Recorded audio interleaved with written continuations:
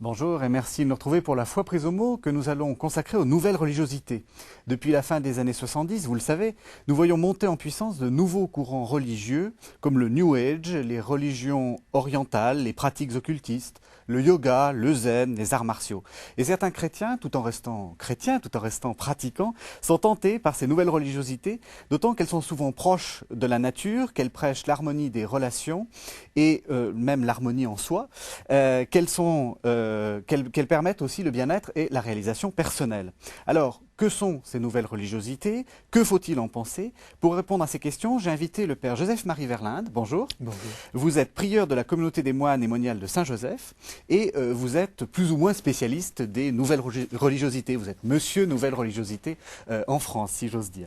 Alors, avant qu'on rentre dans le vif du sujet, j'aimerais que vous nous expliquiez quel est votre itinéraire. Pourquoi vous avez été conduit à vous intéresser à ces nouvelles religiosités?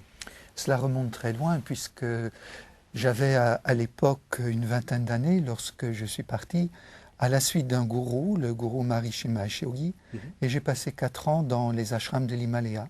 Alors, pour ceux qui ne le savent pas, il est connu parce que c'était le gourou des Beatles. Les Beatles, voilà. Oui. Avec la fameuse méditation transcendantale. Il est décédé il y a 2 ans à peu près, je crois. Il n'y a pas très longtemps. Voilà.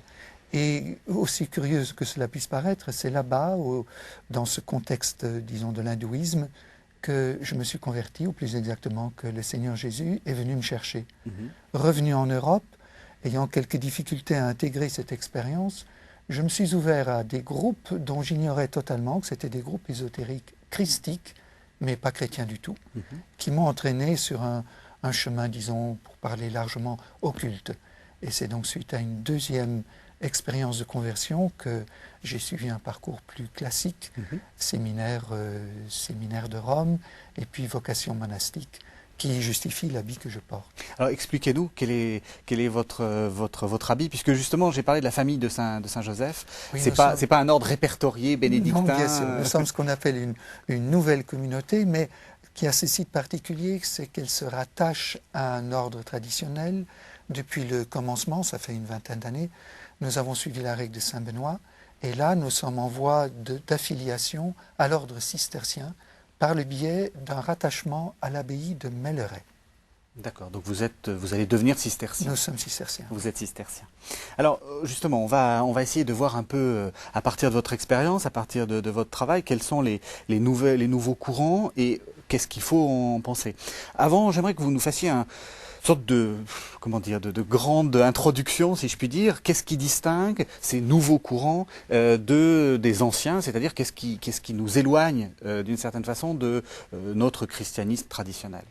Je vous remercie de commencer par là, parce qu'au moins nous allons poser des fondements pour un discernement. Absolument. C'est le but de l'émission. Hein. C'est que les gens aient une idée, les téléspectateurs aient une idée de ce que c'est et ce qu'il faut en penser. Notre but n'est pas de condamner de manière sans discernement, justement, péremptoire les choses.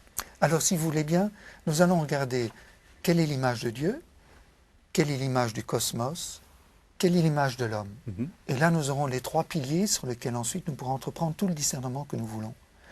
L'image de Dieu, je commence par celle-là, car le contraste est probablement le plus fort à ce niveau-là et souvent le moins évident. Pour un judéo-chrétien ou pour un musulman, nous avons une conception d'un Dieu transcendant. Alors je reviens à la conception chrétienne, transcendant et personnel. Oui. Un Dieu créateur. Un Dieu créateur, cela signifie qu'il y a un abîme entre l'existence, la manière d'exister de Dieu et celle de la créature. Dieu existe parce qu'il est Dieu en soi. C'est ça que vous appelez transcendant. C'est le fait qu'il n'est pas dans le... Il ne se confond pas avec la création, qui dépend totalement de lui pour exister. Dans les nouvelles religiosités, mais je peux étendre l'horizon également pour les naturalismes, c'est-à-dire tous les courants de pensée qui divinisent la nature ou qui naturalisent Dieu. Et les grandes traditions de l'Orient en font partie. Il n'y aurait pas un Dieu transcendant. Je pourrais dire qu'il n'y a qu'une seule modalité d'existence. Et c'est une existence divine. C'est ce qu'on appelle un monisme. Monos veut dire un. Il n'y a pas une dualité, un Dieu créateur et une créature. Il n'y a qu'une seule modalité d'existence. Autrement dit, tout ce qui se manifeste dans l'être est divin par nature. Alors nous sommes divins. Nous sommes divins. Voilà, nous ne le savons pas forcément. Mais nous ne le savons pas, Voilà. et tout le cheminement spirituel sera de prendre conscience. D'où la question de la pluralité. Comment se fait-il qu'il y a une multiplicité d'êtres, qu'il y a un ordre végétal, animal et humain? Alors, pour le judéo-chrétien, nous dirons que Dieu a créé, ce sont les chapitres 1 et 2 du livre de la Genèse. Pour les nouvelles religiosités, pour la pensée naturaliste, le monde émane, c'est un terme technique, créationnisme, émanationnisme. Émane, cela veut dire qu'il y a une différenciation à l'intérieur de l'être divin, puisqu'il n'y a rien d'autre en dehors de l'être divin. Donc toutes les choses émanent à l'intérieur de Dieu. Alors il y aura différentes représentations mythologiques, disons, ou mythiques de cette émanation. Je prends la plus connue probablement des Occidentaux. L'image du Tao, et je fais les gestes en même temps, le Tao est un cercle représenté par un cercle, à l'intérieur duquel nous avons deux images qui sont comme deux petits fœtus tête bêche. Ce qu'on appelle le yin-yang. Le souvent. yin-yang, exactement. Avec l'image du yin en haut à gauche, et du yang en haut à gauche, et du yin à droite. Le yang clair avec un point obscur, et le yang clair, Le yang clair, c'est ça, avec un point obscur. Et il y a un yin obscur avec un point clair. Qu'est-ce que cela signifie? Selon la conception, à l'intérieur de l'énergie divine primordiale que nous appelons le Tao, deux énergies complémentaires se sont différenciées. Une énergie, le yang, et une énergie yin qui se compénètrent. Et c'est de la compénétration et de l'interaction de ces deux énergies qu'apparaissent la pluralité des mondes. Je peux transposer ça dans le contexte de l'hindouisme. Au commencement était Vishnu. À l'intérieur de Vishnu, à l'intérieur, entre guillemets bien sûr, cette énergie primordiale que j'appelle Vishnu, s'est différenciée en deux polarités. Brahman correspondrait à yang et Shiva correspondrait à yin. Et de cette compénétration de ces deux principes apparaissent la pluralité des mondes. Voilà un petit peu pour le divin. Donc déjà, une énorme distance entre un Dieu personnel et un Dieu énergétique. Alors, vous n'avez pas beaucoup parlé de Dieu personnel. En quoi le Dieu n'est pas personnel lorsqu'on est dans ces nouvelles religiosités? Parce qu'il est énergétique. C'est une énergie primordiale. C'est une énergie qui se différencie en d'autres formes énergétiques. Et à l'intérieur, encore une fois, merci pour votre question, elle va me permettre de montrer comment, dans les nouvelles religiosités, nous n'avons pas de dualité esprit-matière. Mais nous avons une énergie qui va évoluer jusqu'à se manifester en tant qu'esprit, qui va continuer à évoluer jusqu'en matière. Je prends une autre image.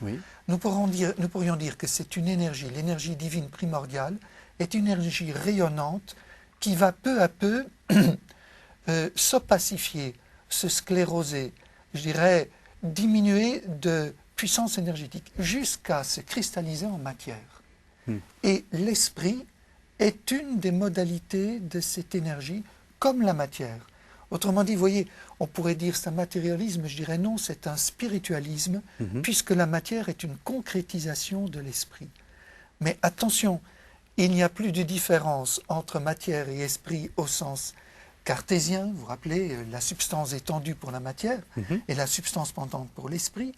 Mais il n'y a plus de différence non plus entre l'esprit de l'homme et l'esprit de Dieu, puisqu'il y a une seule énergie qui va se différencier selon 7 plans énergétiques. Là, je parle déjà en termes d'ésotérisme. L'énergie primordiale se déploie et va se différencier à mesure qu'elle se cristallise, disons, en 7 plans, jusqu'à l'ultime cristallisation, qui est la matière. D'accord. Et ça, c'est c'est radicalement différent de ce que pensent les chrétiens, puisque le Dieu créateur n'est pas dans sa création. Il est et il n'est pas sa création, justement. Évidemment. Et le concept de création n'est pas forcément simple. Entre Bereshit, Bara, Elohim, les premières paroles de la Genèse, et puis Dieu crée à partir de rien, le deuxième livre des Maccabées, il y a quelques siècles qui se sont écoulés. Et cette expression de dire que Dieu crée à partir de rien, qu'est-ce qui peut sortir de rien? Mais rien, précisément. Cette expression veut simplement dire que Dieu ne crée pas à partir d'une matière préexistante et qu'il ne crée pas à partir de sa propre substance. Donc nous définissons la création par deux noms. Ce n'est pas à partir de quelque chose qui préexiste, ni à partir de Dieu, mais à partir de quoi? C'est posé dans l'être par la puissance de la parole créatrice de Dieu. Voilà la spécificité de cet acte créateur. Dieu va donner part à l'existence à partir de la puissance de sa parole qui nous pose et nous maintient dans l'être. Car nous dépendons à chaque instant de cette parole de Dieu qu'il prononce dans un souffle d'amour, le rouah divin qui repose sur l'abîme. J'aime beaucoup cette image. On peut dire que nous naissons comme un baiser sur les lèvres de Dieu qui nous prononce dans une parole portée par son souffle. Cette image est vraie du Verbe éternel que Dieu prononce éternellement dans un éternel silence, comme disait Saint Jean de la Croix, mais analogiquement, elle est vraie pour chacun de nous. Dieu, par son Verbe, nous dit et nous maintient dans l'existence parce qu'il nous appelle à l'être en prononçant notre nom dans un souffle d'amour à chaque instant. Alors, vous nous avez dit donc différence sur la création, différence sur Dieu. Est-ce qu'il y a une autre différence par rapport aux nouvelles religiosités? Oui, je passerai, et j'y suis déjà, avec l'image du cosmos. Oui. Le cosmos, pour définir le cosmos dans les nouvelles religiosités, je vais introduire un mot grec, c'est une conception holistique. Oui. Holos, c'est le tout. Alors, je l'ai déjà dit, puisque le tout est divin et tout est à l'intérieur de Dieu. Mais ici, je vais préciser un petit peu qu'est-ce que j'entends par là. C'est un tout un petit peu particulier. C'est un tout que je devrais décrire en termes d'hologramme. Encore un mot complexe. Oui, mais ça on voit bien. Voilà, qui appartient à la physique bien. contemporaine, Oui. un terme très fécond en physique contemporaine. Ce qui veut dire un tout, un ensemble complexe, dans lequel chaque partie possède l'information sur l'ensemble. Oui. Vous connaissez les hologrammes, quand vous focalisez sur une partie d'un hologramme, vous voyez l'ensemble. Vous focalisez sur une partie de cette partie, vous voyez de nouveau l'ensemble, etc. Si bien que jusque dans la partie infinitésimale, vous avez de l'information sur l'ensemble du système. Eh bien, telle est la conception du cosmos dans les nouvelles religiosités. L'homme serait un microcosme. Il résume en lui l'ensemble du cosmos. Et les ésotériciens, Papus pour en nommer un, par exemple, le docteur Ancos, un Français, un occultiste français, dira « Il suffit de connaître la cellule du corps humain pour connaître Dieu ». Vous voyez le grand écart. Oui, tout à fait. Mais Dieu, le tout, évidemment, impersonnel, pas du tout le Dieu avec qui je suis en dialogue, dont je viens de parler, qui me prononce dans une parole d'amour. Non, ce Dieu énergétique, qui est une sorte d'ensemble de l'information qui est dispersée dans le cosmos. Et si j'étudie une cellule, l'information que j'ai là, elle concerne Dieu tout entier. Alors, application immédiate, l'astrologie. Pour bien comprendre l'astrologie, je dois vous livrer une parole extrêmement secrète. Je le dis en souriant, bien sûr. Oui. Parce que là, nous rentrons, vous ne le livrerez pas. Oui. Je vais au cœur de l'hermétisme. L'hermétisme est une doctrine ésotérique attribuée à Hermès Trismégiste, 3 fois grand, qui est un autre nom pour le dieu égyptien Thoth.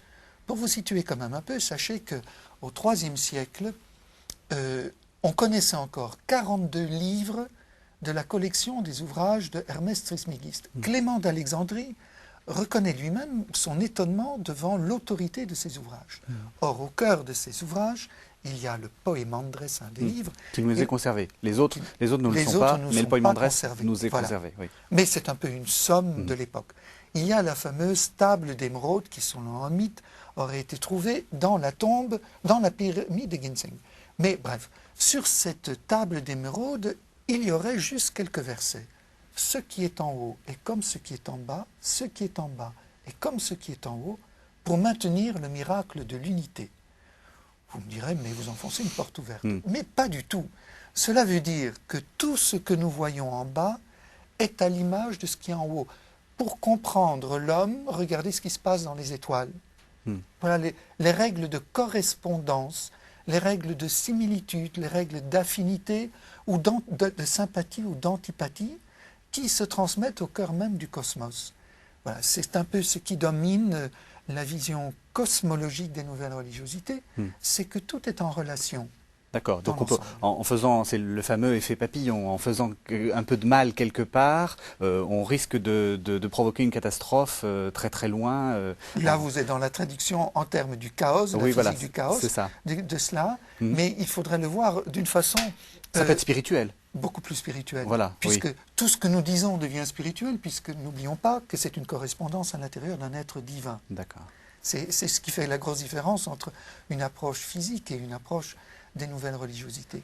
Troisième niveau, venons à l'homme, qui fait partie de ce cosmos. Je viens de dire qu'il est un microcosme. Ce cosmos est en évolution. L'homme aussi est en évolution. L'évolution, j'en ai parlé quand j'ai parlé de Dieu. C'est un Dieu en quelque sorte rayonnant.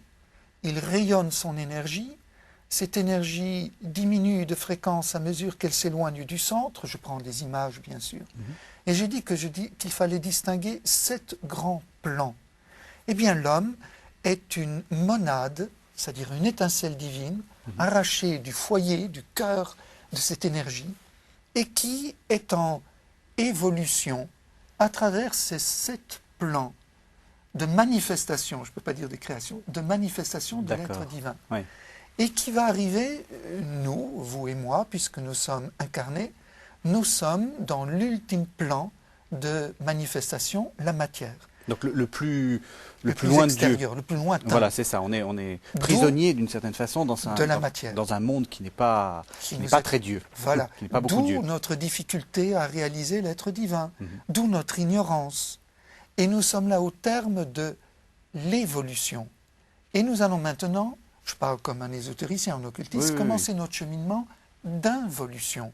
C'est-à-dire nous allons retourner vers la source en repassant par les 7 étapes. Mais alors pourquoi avons-nous fait cette évolution?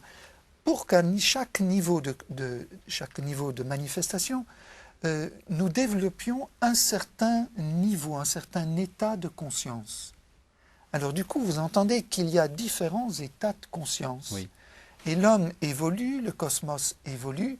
Nous ne sommes pas seuls à évoluer.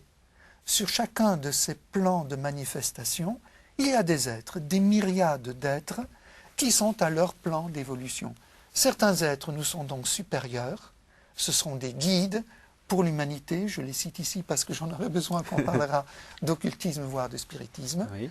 Nous-mêmes, nous sommes là dans la matière tout au bout, nous avons besoin d'être aidés maintenant pour revenir, et lorsque nous aurons évolué sur les plans supérieurs, ayant intégré l'expérience passée, à notre tour, nous pourrons être des guides pour ceux qui nous suivent dans les trajectoires d'évolution et d'involution. J'ai envie de vous dire, c'est un peu ce que fait le christianisme, puisqu'on a l'idée qu'on est dans ce monde et qu'on va retourner à Dieu pour être ce qu'on appelle le salut. Quelle est la différence fondamentale? Alors, votre remarque est tout à fait pertinente parce que l'exitus reditus que l'on trouve chez saint Augustin, en fait, Augustin va la chercher chez Plotin. Il est passé dans le néoplatonisme. Donc Plotin, c'est le néoplatonisme, c'est le successeur de Platon, très mystique. Voilà, oui. Très mystique, 2e siècle environ.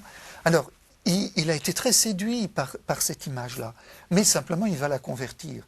N'oublions pas que dans la présentation des nouvelles religiosités, c'est au terme d'une série indéfinie d'incarnations et de réincarnations que vous faites tout ce pèlerinage. Tandis que dans le contexte du christianisme, nous avons, je dirais, notre humanité a été assumée par le Christ, qui a récapitulé toute cette humanité et qui nous a, comme dit la lettre aux Hébreux, qui nous a introduits en Dieu, qui nous a introduits dans le véritable sanctuaire, dont le sanctuaire, le naos du temple de Jérusalem n'était qu'une lointaine préfiguration. Christ est le grand prêtre qui nous a introduits dans le sanctuaire divin, qui nous a mis face à face avec le Dieu personnel, qui nous apprend à appeler Père, et dans la communion avec qui nous allons vivre, cette communion vitale qui est justement l'union dans l'Esprit Saint. Donc il n'y a rien à voir, il y a une analogie de termes, et ne nous étonnons pas que ces termes soient voisins, parce que nous parlons de choses indicibles, qui sont au-delà de notre monde perceptible. Or, quand nous employons un concept, ce concept, je l'ai forgé dans le monde sensible. Et il prend sens à partir de ce que je peux dire dans ce monde-ci. Dès que j'utilise ce concept en dehors de mon monde sensible, forcément, je le porte plus haut, c'est une métaphore. Et pour parler de l'invisible, toutes les traditions spirituelles vont employer grosso modo les mêmes métaphores. Ce qui ne veut pas dire qu'elles disent la même chose. C'est ça qui est difficile. Elles emploient un terme qu'elles vont utiliser pour désigner quelque chose qui fait sens dans le contexte de leur discours, et je vais l'employer moi pour désigner quelque chose qui fait sens dans mon discours. Et le danger, c'est la confusion des discours. Ça, c'est vrai que ce n'est pas simple. Et donc, pour revenir à ma question, la différence, c'est quoi? Ça serait le fait que nous sommes en pèlerinage dans cette terre, mais pour un seul pèlerinage et pas en constante évolution? Ou il y a quelque chose de plus profond? Alors, Parce que c'est central, en fait. C'est cette image de l'homme qui va nous occuper par la suite. Bien sûr. Comment est-ce qu'on peut... Quelle est vraiment la différence entre les nouvelles religiosités et le christianisme là-dessus? Alors, je viens de dire que pour les nouvelles religiosités, nous sommes des monades, c'est-à-dire des étincelles divines, d'une énergie impersonnelle, qui a l'illusion d'être un jeu personnel à mesure qu'il s'enfonce dans la matière.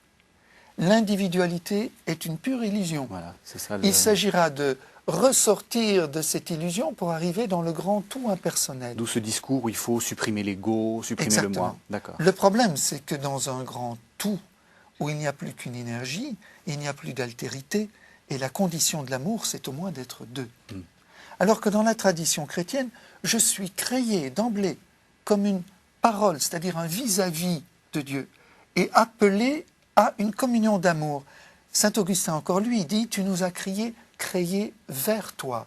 Tu nous tires vers toi en vue d'une communion d'amour. Je pourrais dire que lorsque le Christ en croix, les bras ouverts, c'est Dieu qui, pour moi, reprend cette position. Au-delà de toutes les noms, les clôtures, les attitudes de refus que j'ai pris, lui, il est l'homme nouveau. Il est venu assumer ces noms et il les a nouveau déployés pour dire ce grand oui de l'amour. Et quand j'aurai été élevé de terre, j'attirerai tout homme à moi. Nous pouvons nouveau être étreints dans les bras du Père. Mais d'emblée, nous sommes un tu pour Dieu. Et si je peux dire je, c'est parce que mystérieusement, il y a un tu qui m'appelle au fond de ma conscience à dire je. Je suis appelé à une communion d'amour. Cette dimension personnelle est essentielle pour nous, tout à fait essentielle. Et là, il y a une différence qui va jusque dans la culture occidentale, qui est une culture personnaliste.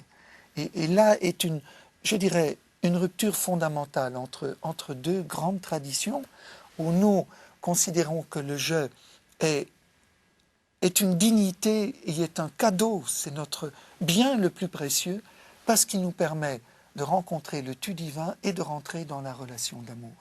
Autrement dit, pour nous, ce cheminement sur Terre est un cheminement à la découverte de l'autre, parce que c'est en découvrant l'autre que je me découvre. C'est pourquoi l'amour de l'autre et l'amour de Dieu sont inséparables. Regardez dans la découverte de Isha, l'hominisation, le pas de l'hominisation en Genèse 2, c'est quand Dieu amène la femme à l'homme et qu'émerveillé, jusque-là il n'a pas ouvert la bouche, il n'a rien dit. Et là, émerveillé, voilà l'os de mes os, la chair de ma chair, elle s'appellera Isha. Il sort de lui-même et il nomme l'épouse et puis dans un mouvement réflexif, il revient vers lui parce qu'elle est tirée de Ish. La femme est nommée et il se définit par rapport à elle. Donc l'avènement de la conscience personnelle, c'est dans la sortie de soi vers l'autre, dans ce mouvement d'extase, d'émerveillement. C'est le premier chant d'amour. Et là, l'homme se découvre. Et le pèlerinage sur Terre est sans cesse une découverte de l'autre et à travers l'autre de moi, et découvrir qu'au fond de moi-même, il y a un tout autre qui m'appelle à cette aventure de l'altérité et de l'amour. Ça, je crois que c'est la grande différence. Ce n'est pas une résorption après un chemin d'évolution dans une involution, dans un grand tout indifférencié où je me perds. C'est au contraire, ça c'est le chemin. Mircea Eliade avait d'ailleurs forgé... C'est un spécialiste des religions. Oui. Voilà, il avait forgé un terme, parce qu'il avait bien vu que le chemin du christianisme est extatique, il faut sortir de soi pour accéder à son identité personnelle dans la relation à l'autre, tandis que le chemin de l'Orient est enstatique. Il faut revenir dans un tout et à la limite perdre ses dimensions individuelles pour se noyer, se fondre plus exactement dans le grand tout. Donc c'est deux démarches qui ne sont pas tout à fait complémentaires. Alors maintenant qu'on a posé, on va pouvoir discerner. C'est ça qui est intéressant. J'aimerais qu'on passe en revue quelques-unes de ces nouvelles religiosités et que vous nous disiez quels sont les fondements et en quoi, justement, à partir de ce que vous venez de dire, en quoi c'est difficile de concilier ça avec le christianisme. Alors, je vais commencer par ce que vous avez bien connu, tout ce qui est méditation, yoga. Il y a beaucoup de cours de yoga, on est sans cesse appelé à faire de la méditation. Expliquez-nous ce que c'est, en fait. Alors, je voudrais d'abord bien mettre le yoga, je pourrais y mettre le zen et les formes de méditation orientale, je ne les mets pas immédiatement dans les nouvelles religiosités. Oui. Puisqu'elles sont normalement, je vais expliquer après mon normalement, sur l'horizon de grandes traditions religieuses, que ce soit le bouddhisme ou l'hindouisme. En même temps, ce que vous dites n'est pas faux, car Elles sont détachées. voilà, Quand on trop les a- souvent, ce que nous vivons, ce qu'on nous propose en Occident est l'ombre de ce qui est proposé dans les grandes traditions. Alors, le yoga, s'il s'agit vraiment du yoga, il s'agit d'une des grands courants spirituels des Indes. L'hindouisme est très complexe. Entre la tradition du yoga et la tradition des Védas, qui se sont rencontrés au cours de l'histoire et qui constituent maintenant l'hindouisme, il faudrait vraiment beaucoup de temps pour expliquer et démêler ça, et ce n'est pas notre propos. Non, non, non. Ce que nous entendons par yoga, c'est souvent le chemin proposé dans les Yoga Sutras par Patanjali, qui est un chemin en 7 grandes... Oh non, il y en a plus, il y a une douzaine d'étapes, dont nous ne retenons ici en Europe pratiquement qu'une, parfois 2 ou 3 étapes. C'est le Hatha Yoga, le yoga qui implique des mouvements du corps, parfois le pranayama, les respirations, et puis certaines formes de dhyana, de méditation. Je donne ces quelques termes pour que l'on pressente bien que c'est abstrait d'un ensemble beaucoup plus complexe. Oui. Alors quand on me dit, est-ce que c'est bon de faire du yoga, j'ai toujours un soupir, parce que je me dis, mais de quoi parlons-nous? Si nous parlons simplement de quelques exercices de relaxation, ça n'a rien à voir avec le yoga. Si simplement, n'appelons pas ça du yoga, et du coup la question ne se pose plus. Oui. S'il s'agit vraiment du yoga dans un contexte tel qu'on le vit aux Indes, où le yoga fait partie d'une sorte de liturgie, alors là, il y a toute une anthropologie derrière. Le yoga a pour but de ouvrir, employons le terme technique qui est comme un objet assez connu, les fameux chakras. Oui. Et les chakras sont des petites pompes énergétiques qui nous ouvrent, tout le long que nous avons le long de la colonne vertébrale. Mais attention, ils ne sont pas dans notre corps physique, Oui. ils sont dans nos corps subtils. J'en dis juste 2 mots de ces corps subtils, sans quoi on va plus comprendre. J'ai dit que la monade traversait les 7 plans de manifestation.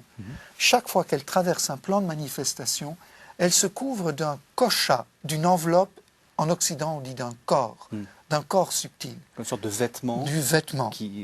On a des vêtements successifs. Et nous avons le corps matériel que nous connaissons bien, mais nous ignorons que nous avons un corps qui nous vient de chacun de ces plans.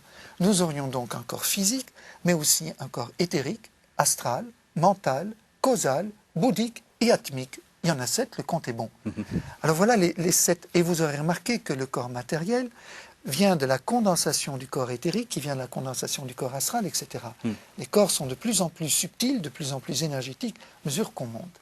Alors, les fameux chakras sont des petites pompes qui nous permettent de laisser cette énergie, particulièrement l'énergie astrale, envahir notre corps physique. Et ces énergies supérieures, puisque chacun des 7 chakras correspond à un de 7 plans. Lorsque ces chakras sont ouverts, vous êtes complètement immergé dans ces énergies, et cette immersion dans les énergies est censée supprimer l'illusion de la conscience de soi. Autrement dit, si vous faites vraiment du yoga, au sens fort du terme, travaillant sur les chakras, ouvrant les chakras, eh bien, vous savez que c'est une technique efficace qui va conduire à une dilution de la conscience personnelle.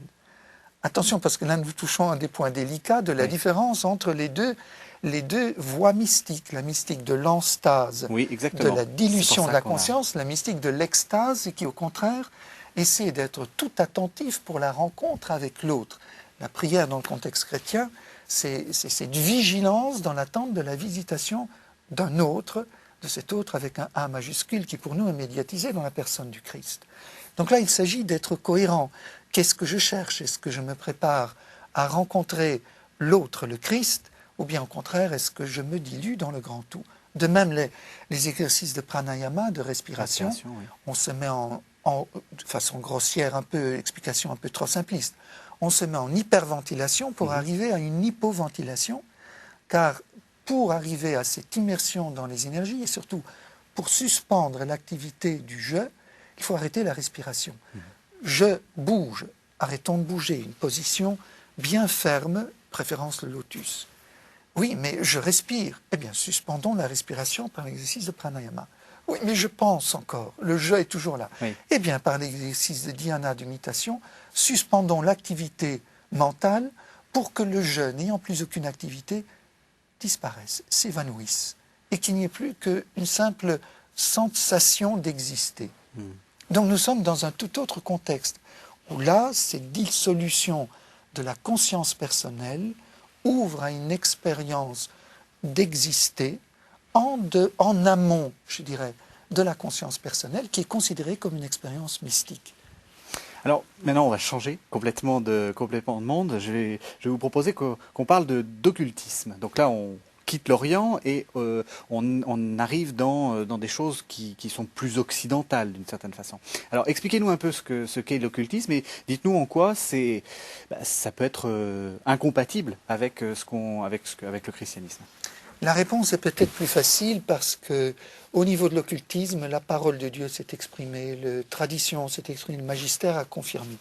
Mais d'abord, qu'est-ce que l'occultisme? Pour risquer une définition, je dirais, c'est l'art d'utiliser les énergies occultes à des fins pratiques. Je vais définir. Qu'est-ce qu'une énergie occulte? Une énergie occulte, je définis comme occulte une énergie qui échappe à la maîtrise, à l'analyse, à l'étude de la science physique, chimique, biologique, des sciences traditionnelles. Tout ce qui est en dehors de la perception des sciences traditionnelles. Je l'appelle occulte. Ce n'est donc pas un jugement de valeur. Oui, c'est simplement qu'on ne le voit pas. On ne le voit pas. Avec nos instruments de mesure. Avec nos instruments de mesure. Et là, j'ouvre le domaine de ces fameux 7 niveaux énergétiques qui nous entoureraient. Ces 7 plans parallèles, ce sont 7 plans occultes. Je viens de dire qu'en ouvrant les chakras, je peux me laisser envahir par ces énergies.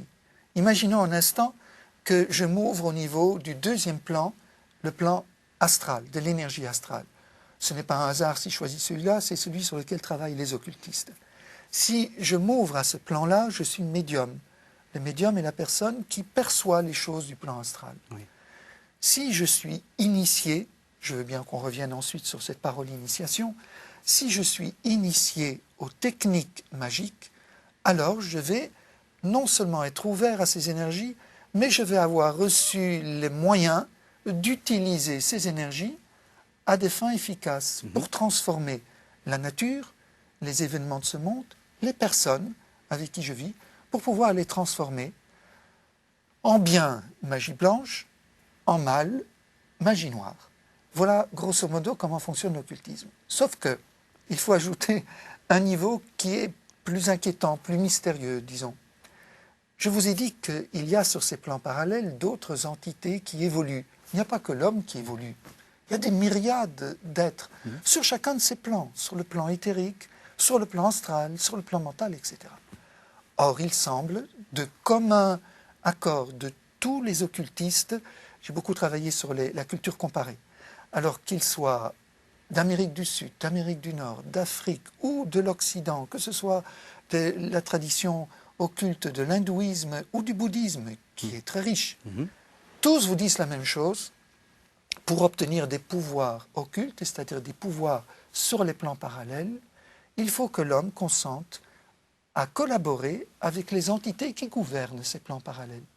Voilà ce qui se complique. Oui. Donc nous serions... Et alors c'est quoi? Ce sont des démons? Juste. Alors là, n'allons pas trop vite. De même que nous gouvernons le plan de la matière, il y aurait des petites entités qui gouvernent les autres plans. Et nous avons à collaborer avec elles si nous voulons avoir un pouvoir ici. Ce qu'on appelait autrefois des archontes. Les gnostiques parlaient des archontes. Vous pouvez les appeler ainsi, vous pouvez appeler... Les Il y a guides. des devas pour la tradition hindoue, parleront de devas, des djinns pour la tradition musulmane, etc. Chaque tradition va trouver son nom pour ces fameuses entités qui sont-elles désincarnées? Disons qu'elles ne sont pas incarnées dans une matière brute comme notre matière physique ici.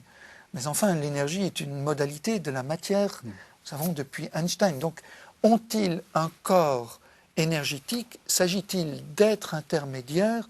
Ça, c'est une autre question.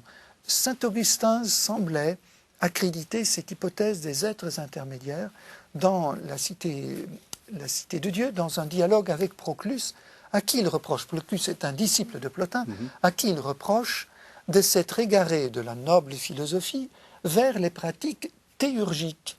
De quoi s'agit-il? C'est une forme de magie. dans laquelle l'homme cherche l'autodivinisation avec l'aide de ces entités des plans supérieurs. C'est une sorte, on pourrait faire la différence entre le mage, qui ne cherche pas à transformer son environnement, mais qui cherche à se transformer, à se diviniser, en se plongeant dans ces énergies supérieures. Vous voyez, nous sommes dans cette ligne de la fusion avec les énergies occultes. Oui. Alors que le magicien, Oui. il utilise ces énergies à des fins pratiques. Alors, dans ce contexte de dialogue, saint Augustin, lui, semblait reconnaître l'existence, il lui reprochait de collaborer avec des esprits ignés. Donc de feu. De feu, ce qui suppose un corps de feu, c'est igné, c'est le corps astral, et qu'il identifiait à des démons. Donc saint Augustin, il croyait. Il croyait, il employait cette terminologie, il les identifiait avec des démons. Il lui reprochait de faire des pactes avec les démons. Je souligne cela car peut-être qu'il y a des personnes qui nous regardent, qui nous écoutent, qui savent que saint Thomas, lui, refuse l'existence des êtres intermédiaires. Il parle de purs esprits et de l'esprit incarné, l'être humain. Il ne parle pas d'être intermédiaire. Attention, les pères de l'Église donnaient plus de crédit à cette hypothèse des êtres intermédiaires. Et pour le moment, je travaille un peu sur ces questions. Est-ce que ce crédit accordé est uniquement un crédit culturel, pour employer une terminologie de l'époque? Oui, c'est ça. Ou bien pour les pères de dans une l'Église, discussion. voilà, voilà. c'est cela.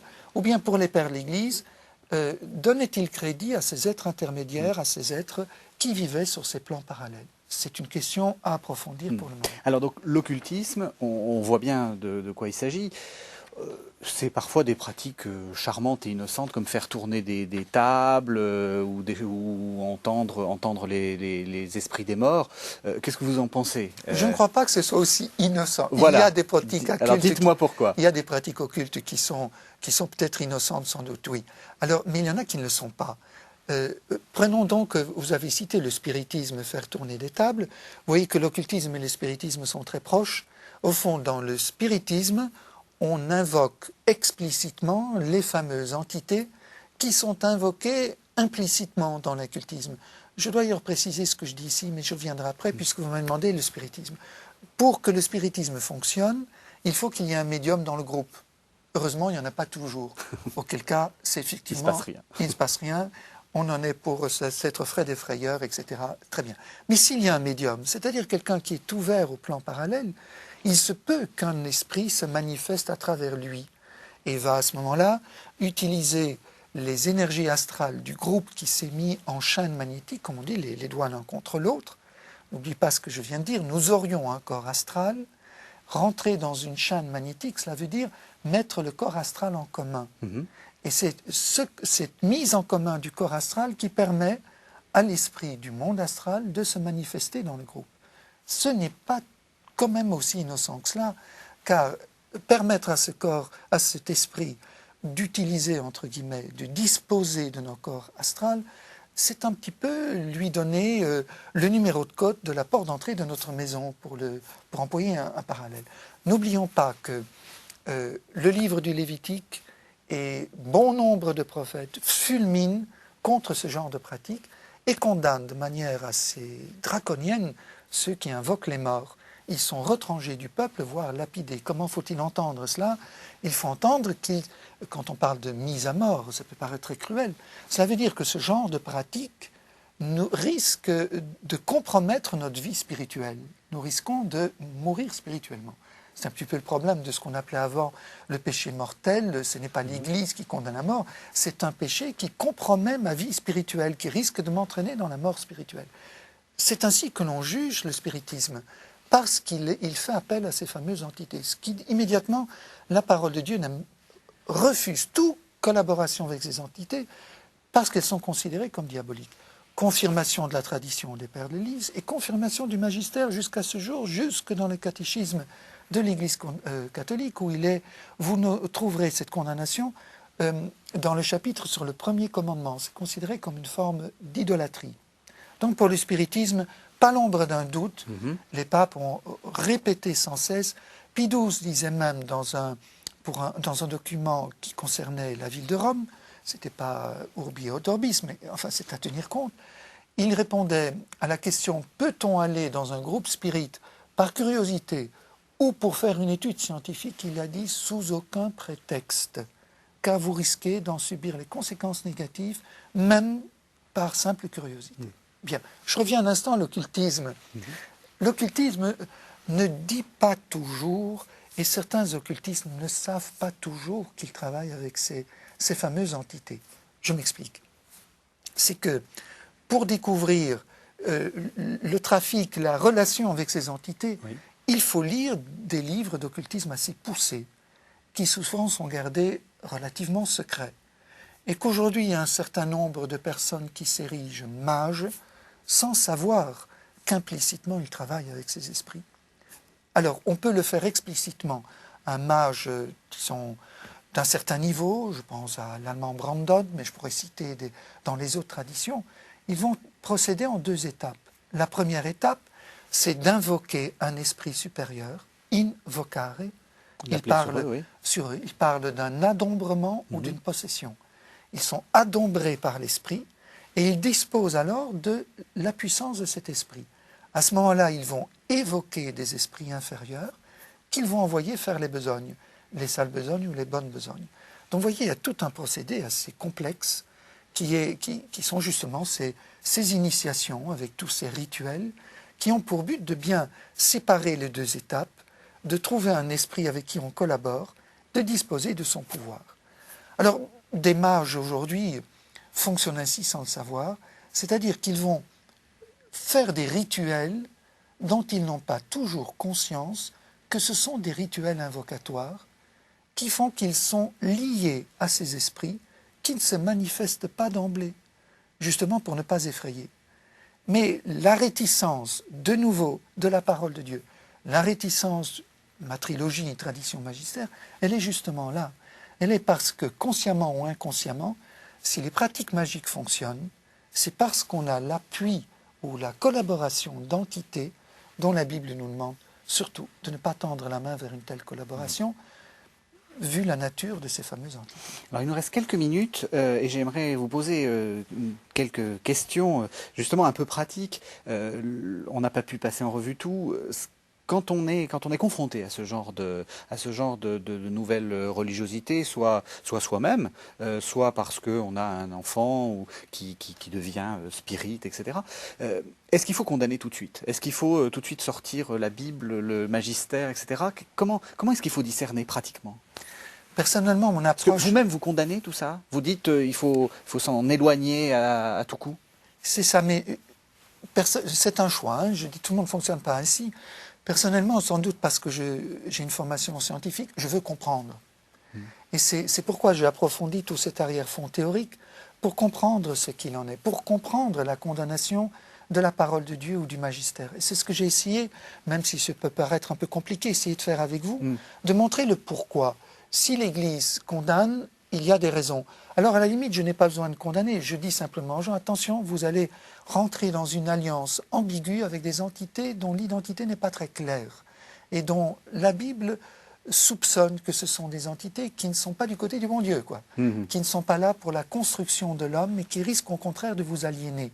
Je pourrais citer Ramakrishna, pour citer une autre tradition, qui disait textuellement « Vous, les Occidentaux, vous êtes des apprentis sorciers qui allez libérer des puissances que vous serez incapables de dominer et qui vont vous réduire en esclavage. » Il n'y a pas que le christianisme qui met en garde contre la collaboration avec ces entités. J'ai cité Patanjali. Dans son ouvrage sur le yoga, celui qui a créé le yoga. Disons qui a fait la synthèse du yoga, à la fin de son ouvrage, il cite tous les pouvoirs occultes qu'on peut obtenir.